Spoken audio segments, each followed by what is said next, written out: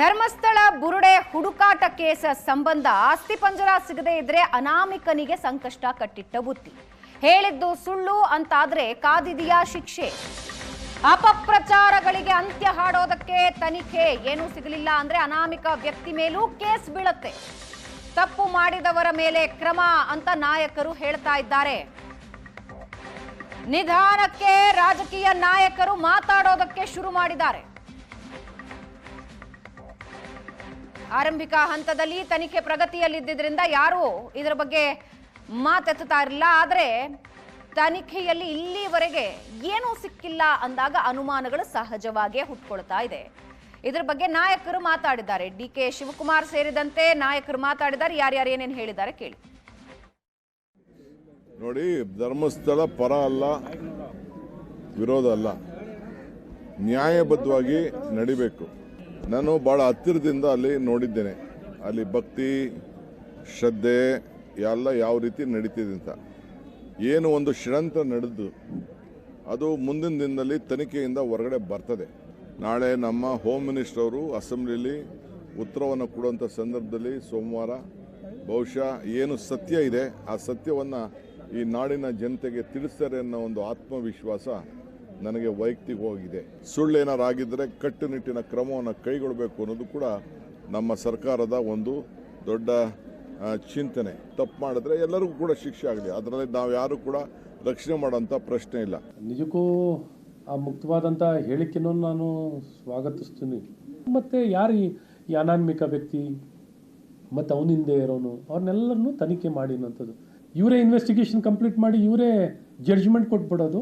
Open ಆಗಿ ಬಂದು ಯೂಟ್ಯೂಬರ್ಗಳು ಧರ್ಮಸ್ಥಳ ಪುಣ್ಯಸ್ಥಳದಲ್ಲಿ ಬಾಯಿಗೆ ಬಂದಾಗ ಮಾತಾಡ್ತಾರಲ್ಲ, ಯಾರ್ಯಾರು ದೊಡ್ಡವರು ಇದಾರಲ್ಲ ಅವ್ರನ್ನೆಲ್ಲ ಆಚೆ ತನ್ನಿ. If you are standing with Dharmasthala ensure that ಹಿನ್ನೆಲೆಯಲ್ಲಿ ಇದ್ದರಂತಲ್ಲ ಆ ವ್ಯಕ್ತಿಗಳನ್ನೆಲ್ಲ ತನಿಖೆ ಮಾಡಿ ಬಯಲಿಗೆ ಎಳೆದು ಎಲ್ಲರ ಕೈವಾಡನ್ನು ಬಯಲಿಗೆ ಎಳೆಯಿರಿ.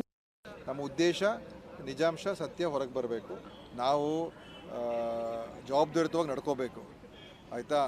ಈಗ ಇದಕ್ಕೆ ದೊಡ್ಡ ಈ ವಿಷಯದಲ್ಲಿ ಇದು ಇಡೀ ದೇಶ ಅಂತಾರಾಷ್ಟ್ರೀಯ ಮಟ್ಟದಲ್ಲಿ ಸುದ್ದಿ ಆಯ್ತಿದ್ದು. ಅವರ ಒಂದು ಆಪಾದನೆಗಳೇನಿತ್ತು, ಅವರ ಒಂದು ಹೇಳಿಕೆಗಳೇನಿತ್ತು, ಮತ್ತು ಅದಕ್ಕೆ ಸಿಕ್ಕಿರ್ತಕ್ಕಂಥ ಏನು ಮಾಧ್ಯಮದಲ್ಲೂ ಕೂಡ ಯಾವ ರೀತಿಯಾಗಿ ಅದಕ್ಕೆ ಪ್ರಚಾರ ಸಿಕ್ಕಿತು. ಒಳ್ಳೆಯ ತನಿಖೆ ಮಾಡಿರೋದ್ರಿಂದ ಯಾರಿಗೂ ಅನುಮಾನ ಇಲ್ಲ, ತನಿಖೆ ಬಗ್ಗೆ ಅನುಮಾನ ಇಲ್ಲ. ಸೊ ಸತ್ಯ ಹೊರಗೆ ಬಂದಾಗ ಯಾರು ಏನೇ ಮಾತಾಡೋದು ಕೂಡ ಸತ್ಯಾಂಶ ಏನು ಜನರಿಗೆ ಮುಂದೆ ನಾವು ಇಡ್ತೀವಿ. ಅದಕ್ಕೋಸ್ಕರ ಅದು ಮುಖ್ಯ ಇದೆ. ಯಾರ್ಯಾರು ಏನೇನೋ ಹೇಳಿಕೆಗಳು ಕೊಡೋದಕ್ಕೆ ನಾವು ರಿಯಾಕ್ಟ್ ಮಾಡೋಕ್ಕಾಗಲ್ಲ. ನಿಜಾಂಶ ಏನು, ಸತ್ಯ ಏನು, ಸಾಕ್ಷಿ ಏನಿದೆ, ಪ್ರೂಫ್ ಏನಿದೆ, ಎವಿಡೆನ್ಸ್ ಏನಿದೆ, ಅದ್ರ ಪ್ರಕಾರ ನಮ್ಮ ಸರ್ಕಾರ ನಡ್ಕೊಳ್ತದೆ.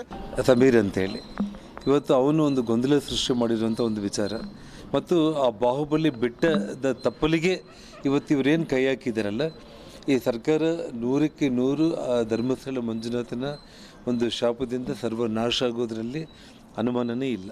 ಧರ್ಮಸ್ಥಳ ಮಂಜುನಾಥನ ಮೇಲೆ ಆಣೆ ಇಡಬೇಕು ಅಂತಂದರೆ ಹಿಂದೇಟಾಗ್ತಾರೆ. ಹಿಂದೂ ಧರ್ಮಕ್ಕೆ ಸಂಬಂಧಪಟ್ಟ ದೇವಾಲಯಗಳ ಮೇಲೆ ಒಂದು ಗೂಬೆ ಕೂರಿಸಿ ಒಂದು ಅಪಪ್ರಚಾರ ಮಾಡಬೇಕು ಅಂತೇಳಿ ಯಾವ ರೀತಿ ತಿರುಪತಿ ಅಥವಾ ಶಬರಿಮಲೆಯಿಂದ ಹಿಡಿದು ಇವತ್ತು ಧರ್ಮಸ್ಥಳಕ್ಕೆ ಕೈ ಹಾಕಿದ್ದಾರೆ. ಅವರೆಲ್ಲರಿಗೂ ಕೂಡ ಧರ್ಮಸ್ಥಳ ಮಂಜುನಾಥನ ಶಾಪ ತಟ್ಟುತ್ತೆ. ಈಗಲಾದರೂ ಕೂಡ ಕೈ ಮೀರಿಲ್ಲ. ತಕ್ಷಣ SITನ ಬಂದ್ ಮಾಡಿ. ನಮ್ಮ ಕರ್ನಾಟಕ ರಾಜ್ಯದಲ್ಲಿರ್ತಕ್ಕಂಥ ಬಹುತೇಕ ಜನ ಮಂಜುನಾಥನ ಭಕ್ತರೆ. ಈ ಮಂಜುನಾಥ ಅಂದ್ರೆ ಯಾರು? ಈಶ್ವರ ಅಲ್ವಾ. ನಮ್ಮನೆ ದೇವರದು ವೀರಭದ್ರ. ರಾಜಕಾರಣ ಮಾಡೋದು ಬೇಡ. ಬೇಗ SIT ಮಾಡಿದೆ, ಒಂದು ಕ್ಲಾರಿಟಿ ಬಂದ್ಬಿಟ್ರೆ ಆಮೇಲೆ ಯಾರು ಕೂಡ ಮಾತಾಡೋದಿಲ್ಲ. ಏನು ಸಿಕ್ಕಿಲ್ಲ ಅಂದ್ರೆ ಅವನ ಮೇಲೆ ಕ್ರಮ ತಗೋದು. ಏನು ಸಿಕ್ಕಿಲ್ಲ ಅಂತ ಹೇಳಿದ್ರೆ ಸುಳ್ಳು ಹೇಳಿದ್ದೇನೆ ಅಂತೇಳಿ ಅವನ ಮೇಲೆ ಕ್ರಮ ತಗೋಬೇಕಾಗುತ್ತೆ. ಕೆಲವರು ಆ ದೇವಸ್ಥಾನಕ್ಕೂ ಕಳಂಕ ಹಚ್ಚುವ ಕೆಲಸವನ್ನ ಮಾಡಿದ್ದಾರೆ. ಕಾಂಗ್ರೆಸ್ ಸರ್ಕಾರ ಯಾರೋ ಕಮ್ಯುನಿಸ್ಟರ ಮಾತುಗಳನ್ನ ಕೇಳಿಕೊಂಡು SITಯನ್ನ ರಚನೆ ಮಾಡಿ ಒಬ್ಬ ವ್ಯಕ್ತಿಯನ್ನ ಮುಂದಿಟ್ಟು ಆ ಅನಾಮಿಕನಿಗೆ ಈ ಸರ್ಕಾರ ಸರೆಂಡರ್ ಆಗಿದೆ. ಅನಾಮಿಕನು SITಗಿಂತ ಮೇಲಿದ್ದಾನೆ. SIT ಯಾರು ಆಫೀಸರ್ಗಳಿದ್ದಾರೆ ಅವರಿಗೆ ಅವನು ಡೈರೆಕ್ಟ್ ಮಾಡ್ತಾನೆ, ಹೀಗೆ ಮಾಡಿ ಅಂತ. ಅಂದ್ರೆ ಒಬ್ಬ ಕ್ರಿಮಿನಲ್ ನಾನು ಇದರಲ್ಲಿ ಭಾಗಿಯಾಗಿದ್ದೀನಿ ಅಂದಮೇಲೆ ಅವನನ್ನ ನೀವು ಅರೆಸ್ಟ್ ಮಾಡಬೇಕು.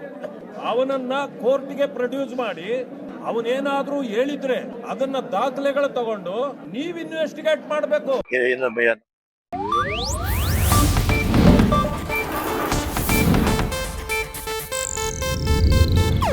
ಇದು ಏಷ್ಯಾನೆಟ್ ನ್ಯೂಸ್ ನೆಟ್ವರ್ಕ್ ಪ್ರಸ್ತುತಿ.